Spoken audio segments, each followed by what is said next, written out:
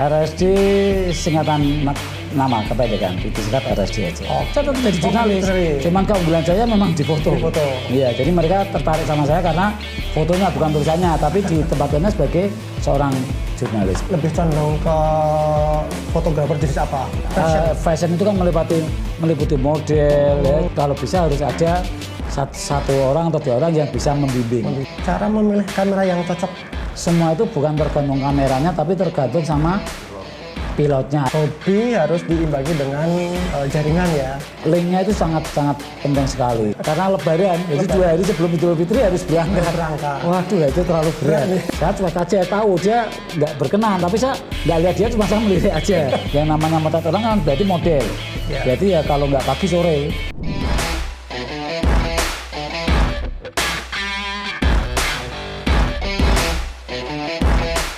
Oke, halo Bolo semua, dimanapun Anda berada. Siang ini atau hari ini kita akan membahas tentang fotografi. Nah, apa sih yang akan kita bahas nanti? Tentu ya banyak hal yang akan kita rundingkan atau kita obrolkan dengan narasumber kita di sebelah kanan saya. Diperkenalkan atau sendiri? Oke. Oke, di sebelah kanan saya ini adalah Master Fotografi Semarang. Mungkin rekan-rekan fotografer di Semarang banyak yang tahu siapa Bambang RSD. Nah, untuk itu kita langsung ke beliaunya. Kak, nama orangnya siapa, Kak? Ya itu, Bambang RSD itu. RSD apa itu RSD-nya? RSD singkatan nama kependekan, disingkat RSD aja. Oke. Mungkin malu-malu beliau. Biar orang penasaran aja. Oke, siap. Kak Bambang ini boleh dikata ini ya, apa senior fotografi di Semarang ya. Boleh dong kita pengen tahu nih sejarah mulanya Kak Bambang ini menyukai fotografi. Gimana Kak? Boleh cerita Kak? Itu pertama tahun 94. Jadi mungkin sekarang udah berapa tahun? Sudah berapa tahun sekarang? Berarti 94. 30 tahun. Masa, oh iya 30 tahun ya. 30 tahun yang lalu awal mulanya saya tuh kerja di sebuah percetakan. Oh, oke. Jadi percetakan itu nyetak koran dan yang datang itu isinya penulis dan fotografer. Wartawan. Saya sebagai tukang ketik ceritanya. Oh, dulunya tukang ketik. Belum foto ya? Belum apa-apa. Memang orang hidup kan jalannya memang sudah diatur. Iya, di situ saya ketemu teman-teman. Dan mereka kebetulan teman-teman yang baik. Jadi saya ketik, tapi saya juga diajari cara motret. Jadi berawal dari itu saya akhirnya belajar motret, akhirnya juga belajar nulis. Akhirnya berawal dari tukang ketik saya jadi jurnalis. Nah, itu jadi memang suatu hal yang di luar perkiraan kita ya. Kita hidup sampai arah mana itu kan kita cuman melakoni. Itu awalnya. Jadi berawal dari itu akhirnya saya kerja sebagai jurnalis di Suara Merdeka ya, nggak apa-apa ya nyebut ya, di Suara Merdeka Group selama 10 tahun, juga di penerbitan swasta di PGRI. Itu kan ada penerbitan juga, saya kerja di 2 itu.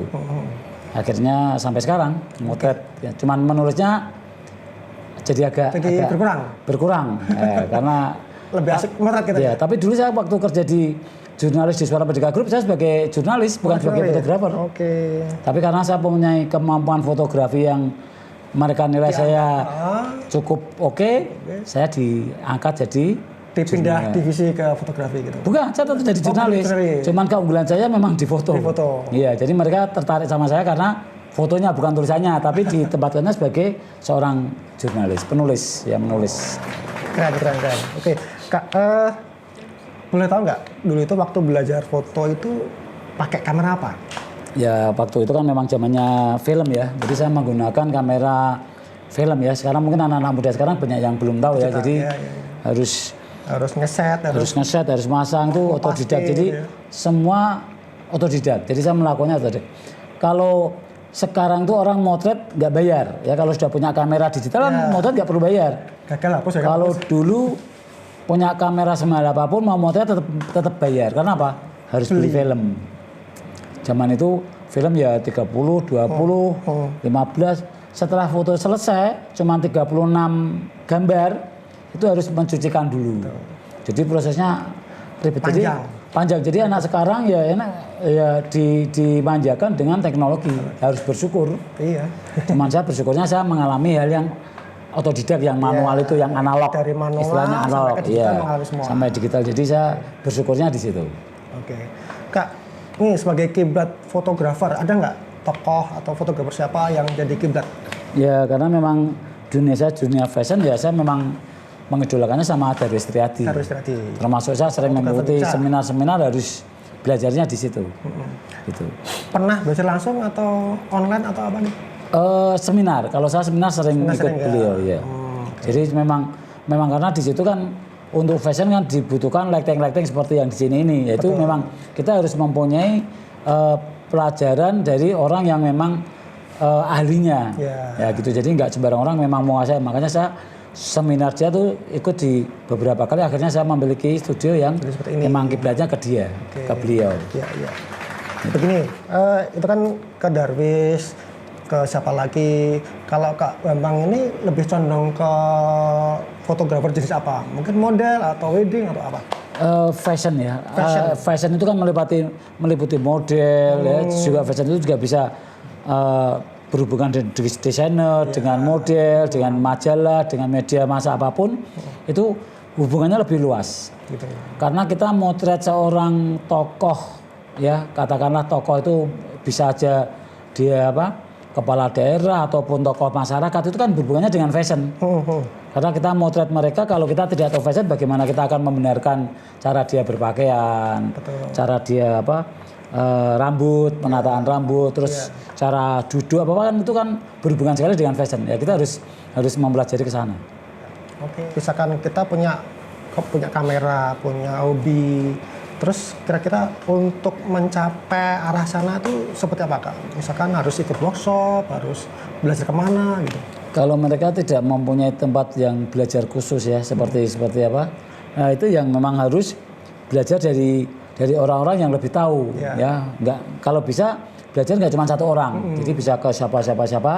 Itu ya belajar lewat seminar ya. Tapi sekarang dengan adanya medsos, sekarang memang terbuka lebar sekali ruang untuk belajar dari siapa aja, dan buka video ada tutorial. Ya, cuman tetap kalau bisa harus ada satu orang atau dua orang yang bisa membimbing. Jadi karena kalau tidak seperti itu kita tidak tahu foto kita itu bagus atau enggak. Menurut kita bagus, tapi ternyata dari senior kita, oh ini kurang ini ya, ada koreksi, evaluasi, baru kita bisa tahu kelemahan dan kelebihan yang kita miliki. Iya. Lanjut nih Kak, kan banyak tuh di luar merek kamera ya. Ada Sony, ada Nikon, ada apa. Nah, tips dari Kak Bambang gimana? Cara memilih kamera yang cocok? Pertama yang disesuaikan adalah soal budget. Ya, kata harus disesuaikan. Jadi jangan terpaku pada satu merek, karena semua itu bukan tergantung kameranya, tapi tergantung sama pilotnya atau orangnya. Jadi sebagus apapun kalau memang orangnya nggak bagus ya hasilnya sama aja. Kalau kita memang bagus ya dengan HP pun hasilnya pasti akan bagus juga. Jadi belajarlah terus tiada henti seperti itu. Nanti yang anak-anak muda ini kalau mau tahu tuh fotografi, videografi itu bisa untuk hidup. Gitu. Contohnya ini ya. Bisa sangat bisa ya, tapi itu semua tergantung pribadi masing-masing, cara belajarnya itu harus termasuk loyalitas pada profesi itu penting sekali. Kalau kita tidak punya loyalitas pada profesi ya kita setengah jalan dapat kesulitan sedikit udah patah semangat, itu harus terus dilakukan. Ya, paling tidak hobi harus diimbangi dengan jaringan ya. Linknya itu sangat penting sekali, karena kita sebagus apapun foto kita nggak mempunyai link atau banyak orang tidak tahu karya kita ya percuma. Cuman buat kepuasan pribadi, buat apa? Lain kalau kita itu hobi, tapi kalau mau bikin itu untuk jadi profesi ya harus banyak menelurkan karya buat dilihat orang lain. Nah itu yang penting dicoba dulu dan tidak terlalu cepat bangga pada karya kita. Itu yang jangan. Kadang orang cepat merasa kita bagus, terus kita terlalu tidak belajar lagi. Ya padahal yang lain belajar di bawah itu semakin naik. Ya, sementara kita stagnan ya semakin kita terkejar. Oke. Itu. dalam memilih kamera atau belajar kamera, apa sih yang paling penting menguasai kamera? Mungkin bodinya atau apanya gitu? Kalau zaman dulu pertama emang lensa sangat berarti ya. Jadi sebagus apapun kalau lensanya nggak bagus, kamera itu jadi nggak berarti. Tapi sekarang kan kemajuan teknologi, lensa murah, ya lensa nggak bermerek pun hasilnya sekarang bagus juga. Juga satu lagi ada yang namanya editing. Ya, jadi kalau zaman dulu hasilnya soft, ya begitu dicerak ya soft. Warnanya pudar ya pudar. Kalau sekarang kan nggak bisa diakal. Lensanya nggak bagus, diedit bisa jadi hasilnya bisa jadi bagus. Warnanya gusem, pudar jadi cerah. Yang nggak bisa diedit itu cuma satu, ekspresi orang. Itu yang harus dipelajari. Itu mau diedit gimana? Orang dia marah, senyum, orangnya tegang mau dibikin senyum kan enggak? Ya mungkin. Dicarikan, diambil, dipotong-potong, jadinya nggak natural. Makanya yang lebih penting itu sebetulnya ya bagaimana bisa interaksi, komunikasi sama orang yang akan kita foto. Kalau soal kamera, lensa itu sebetulnya sekarang setelah kita bisa jadi nomor sekian. Gitu, yang penting ya belajar seperti itu. Kalau soal diafragma, speed, terus...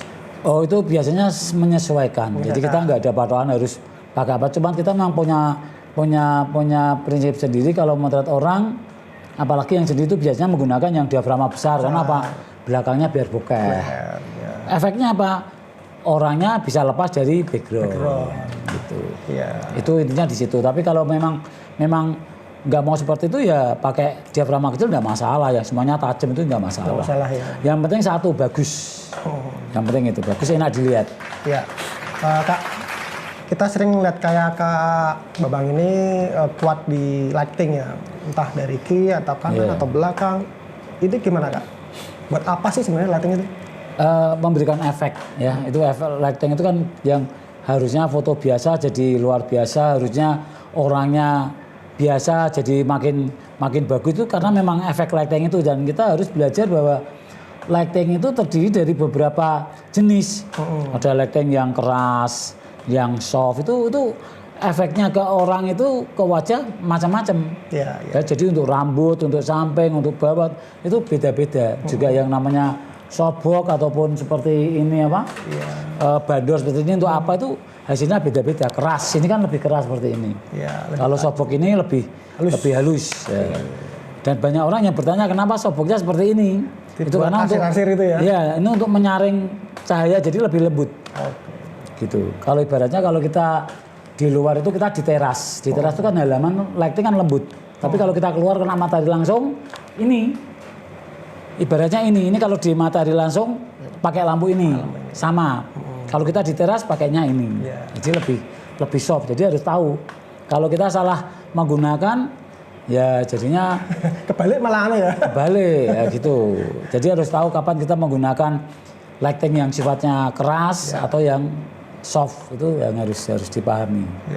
Gitu. Oke, sobat belajar kelompok, kita tahu ya Kak Babang itu juga sering ngisi workshop, jadi pembicara, terus jadi mentoring, terus kemana-mana lah. Jadi artinya sering membagi ilmunya kepada sesama fotografer yang masih mau belajar fotografi. Boleh dong cerita paling jauh motret itu sampai mana? Singapura sih. Singapura. Ada pengen? Ya enaknya foto itu kita dolan jauh, ditanggung semuanya, ditanggung makan, tiket, pesawat apa ditanggung semuanya. Dan yang terakhir dulu saya tuh mau motret ke Australia. Tapi kebetulan pas Lebaran jatuhnya, jadi terpaksa saya tolak. Karena belum pernah yang namanya selama hidup Lebaran pisah dari orang tua itu belum pernah. Jadi pas 2 hari kurang Lebaran itu harus berangkat ke Australia. Ya dengan berat hati akhirnya saya mundurkan diri. Akhirnya saya cuma pegang acara resepsi wedding yang di Semarang. Jadi yang pre-wedding ke Australia ya gimana lagi? Kita kan enggak pernah. Meskipun jobnya gede, tapi karena alasan keluarga. Ya karena Lebaran. Jadi 2 hari sebelum Idul Fitri harus berangkat. Waduh, itu terlalu berat. Terlalu berat resikonya. Padahal di sana hampir seminggu lebih lah.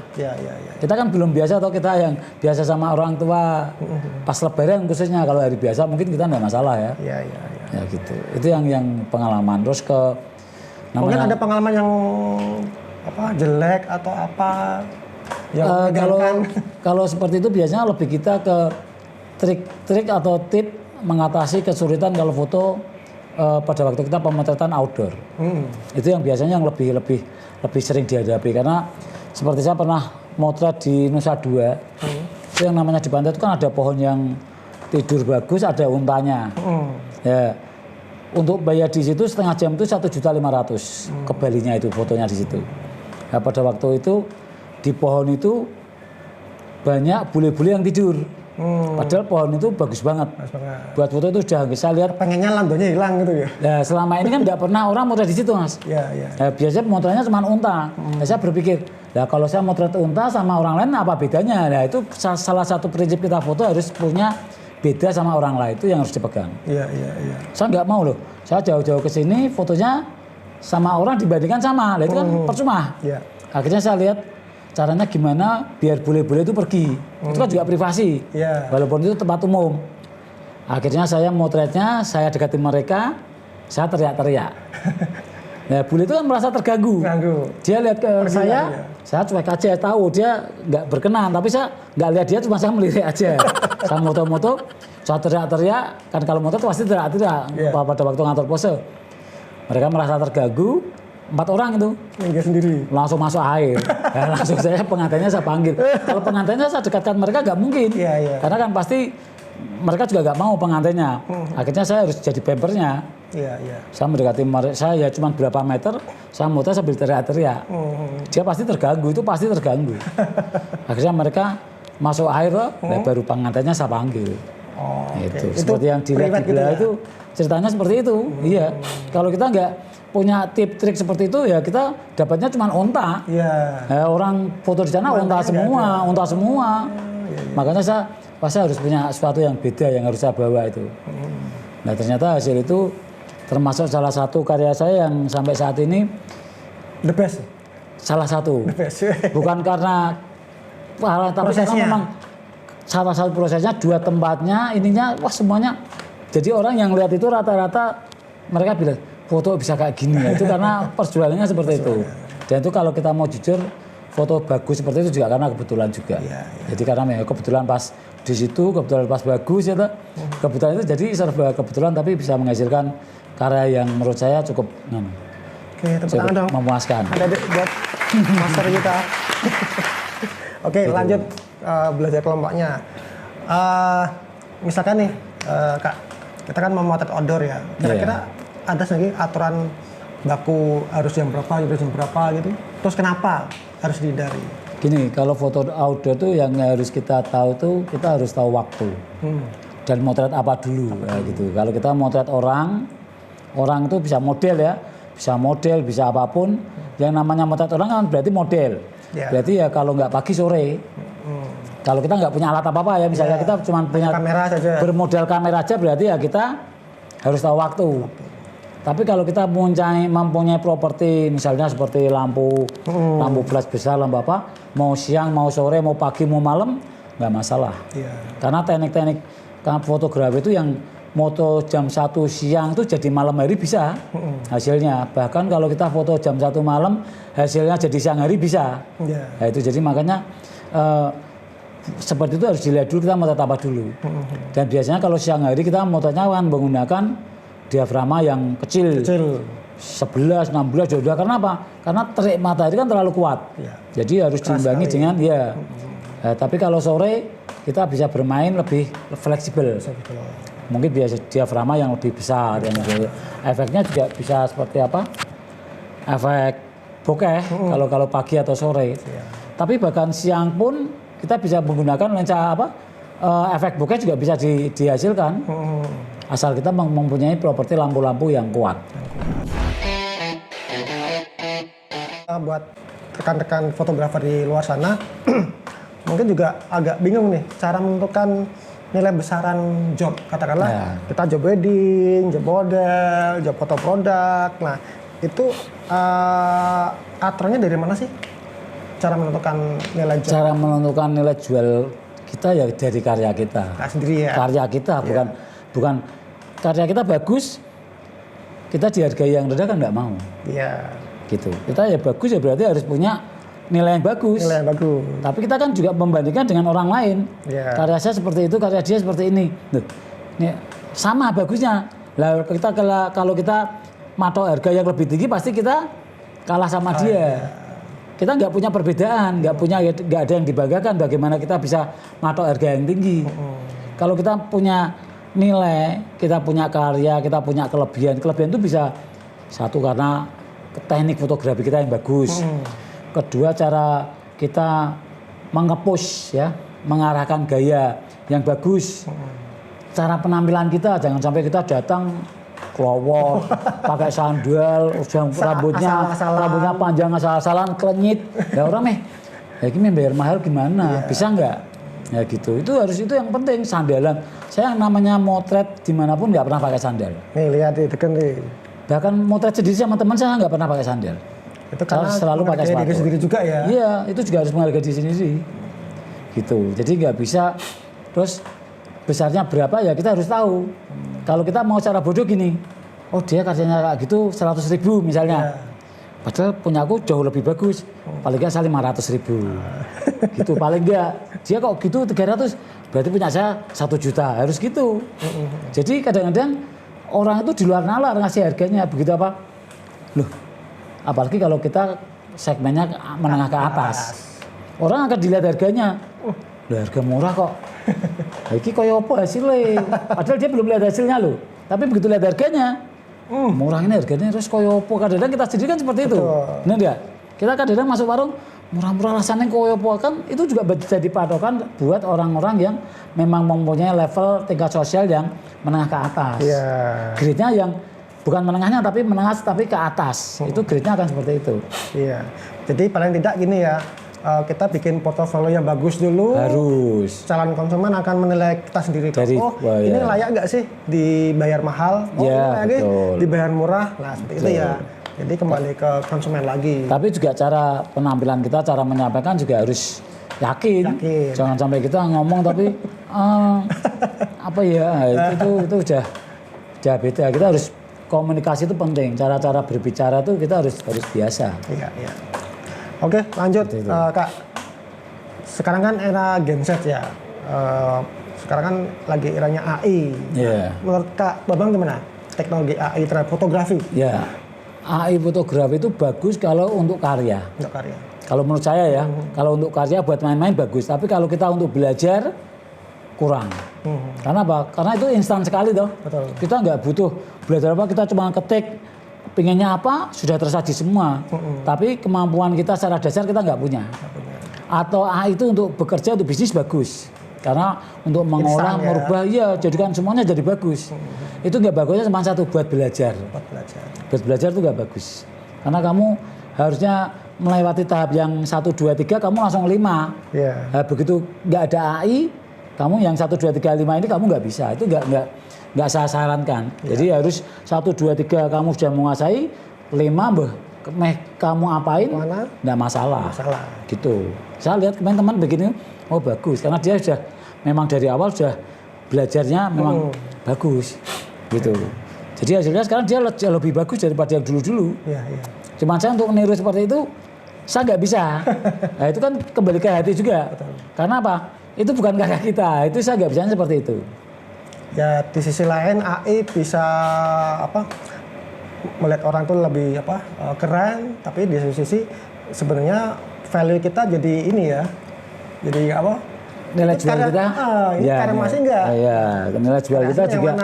Kadang-kadang orang jadi itu bukan karyamu asli. Ini kalau coba kamu nggak pakai ini. Tapi bagaimanapun yang namanya kerja bisnis kayak editan itu penting, memang harus. Jadi jangan punya pikiran bahwa fotomu editan bagus, jangan gitu, nggak boleh. Itu kalau buat kerja memang harus bagus. Bagaimanapun caramu itu harus bagus. Tapi kalau belajar aja foto seperti ini sudah bagus, apalagi nanti kalau sudah diedit, dikasih AI, lewat AI kan jauh lebih bagus pasti. Banyak preset technical bed juga ya. Iya betul. Cuman saya memang belum sampai ke sana karena saya memang dari hati masih senang manual ya.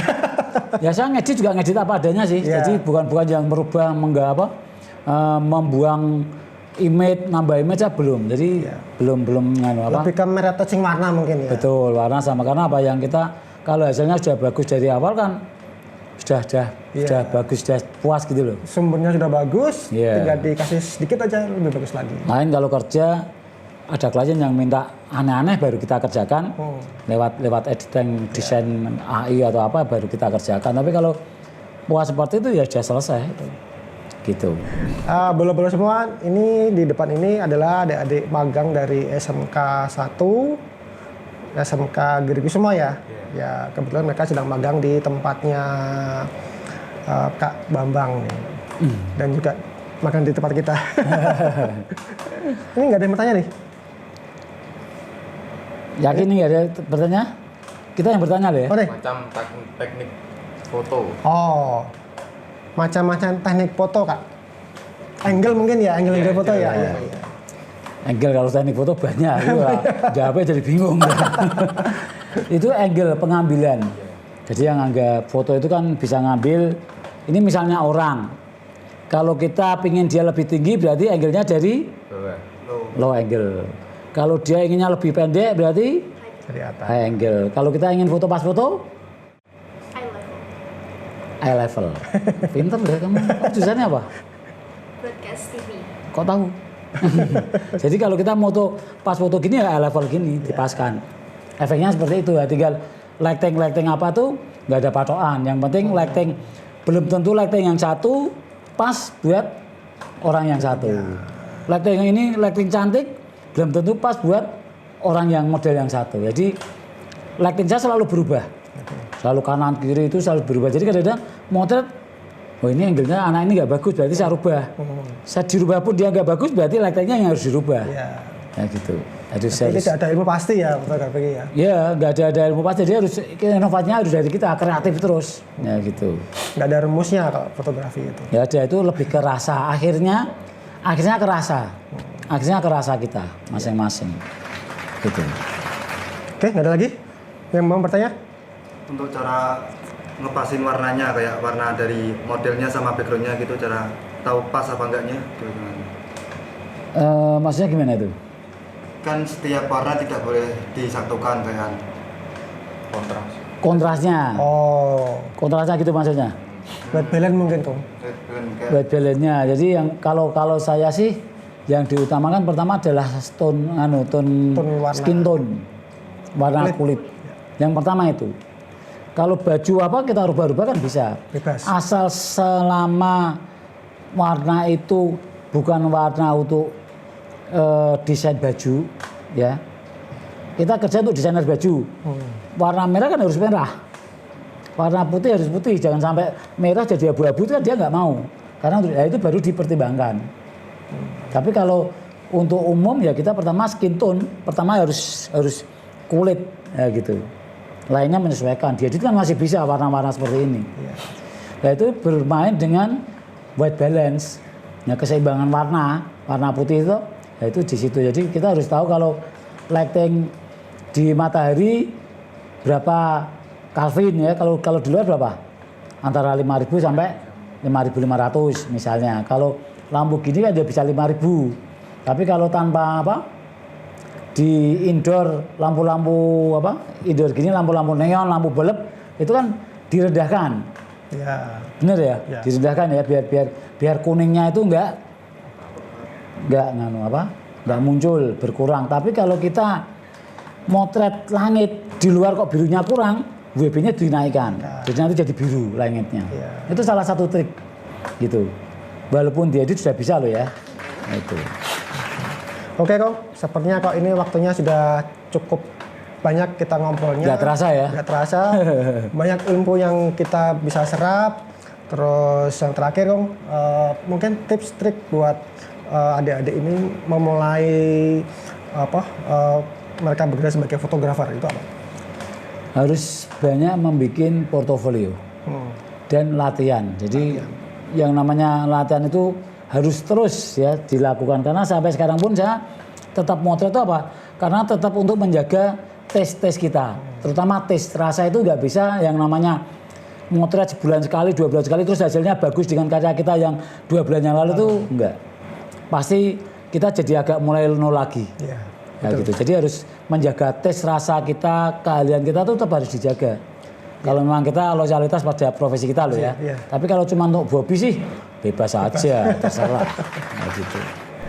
Oke, bola-bola semua, mungkin kesempatan kita kali ini cukup sekian. Semoga obrolan tadi kita bermanfaat untuk kita semua. Sehat selalu, Kak. Amin. Siap, terima kasih. Sukses. Sukses. Tepuk tangan dong buat kita semua. Oke, sampai jumpa. Sobat Bola.